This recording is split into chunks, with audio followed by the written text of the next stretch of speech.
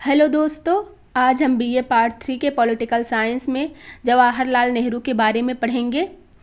जवाहरलाल नेहरू भारतीय स्वतंत्रता संग्राम के अग्रणी नेताओं में से एक थे और स्वतंत्र भारत के प्रथम प्रधानमंत्री बने। उन्होंने अपने शासनकाल में समाजवादी विचारधारा को भारतीय लोकतंत्र में समाहित करने का प्रयास किया। नेहरू ने समाजवाद को सिर्फ एक आर्थिक व्यवस्था नहीं बल्कि एक सामाजिक न्याय का साधन माना, जिसमें सभी को समान अवसर मिले और संसाधनों का न्याय संगत वितरण हो। उनका मानना था कि बिना सामाजिक और आर्थिक समानता के लोकतंत्र अधूरा है। उन्होंने अपने शासनकाल में पंचवर्षीय योजनाओं, सार्वजनिक क्षेत्रों के विकास और वैज्ञानिक सोच को बढ़ावा देकर समाजवादी लोकतंत्र की नींव रखी। उनके विचारों का भारतीय राजनीति और प्रशासन पर गहरा प्रभाव पड़ा। नेहरू के अनुसार समाजवाद और लोकतंत्र परस्पर पूरक हैं। वे लोकतंत्र को केवल राजनीतिक प्रक्रिया नहीं बल्कि एक जीवन शैली मानते हैं, जिसमें हर व्यक्ति को समान अधिकार मिले और सरकार समाज के कमजोर वर्गों की भलाई के लिए काम करे। उनके अनुसार लोकतंत्र की सफलता इस बात पर निर्भर करती है कि समाज में आर्थिक और सामाजिक विषमताएं कितनी कम है। इसलिए उन्होंने समाजवादी नीतियों को अपनाकर गरीबी, अशिक्षा और असमानता को दूर करने की दिशा में कदम उठाए। नेहरू ने समाजवाद को पूंजीवादी शोषण के विकल्प के रूप में देखा।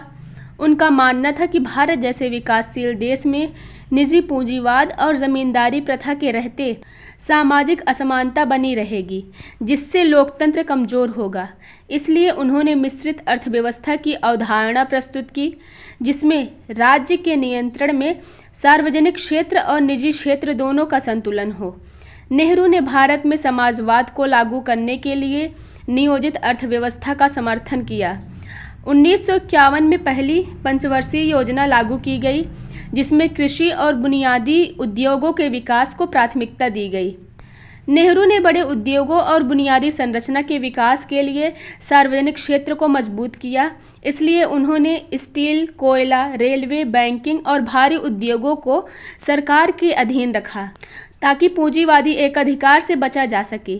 नेहरू का समाजवाद सिर्फ आर्थिक नहीं था बल्कि वह वैज्ञानिक सोच और शिक्षा के विकास से भी जुड़ा है। उन्होंने IIT, IISc, इसरो और भाभा परमाणु अनुसंधान केंद्र जैसे संस्थानों की स्थापना कर भारत को आधुनिक वैज्ञानिक समाज बनाने की दिशा में कार्य किया। नेहरू ने दलितों, महिलाओं और पिछड़े वर्गों के उत्थान पर जोर दिया। उन्होंने आरक्षण नीति और विभिन्न सामाजिक सुधारों के माध्यम से समाज के सभी वर्गों को आगे बढ़ाने का प्रयास किया। जवाहरलाल नेहरू का समाजवाद भारतीय लोकतंत्र के विकास में एक महत्वपूर्ण स्तंभ है। उन्होंने आर्थिक और सामाजिक समानता को मजबूत कर लोकतंत्र को सशक्त बनाने का प्रयास किया।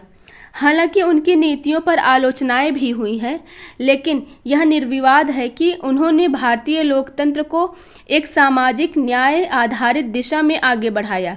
उनके समाजवादी विचार आज भी भारतीय राजनीति और अर्थव्यवस्था को प्रभावित करते हैं।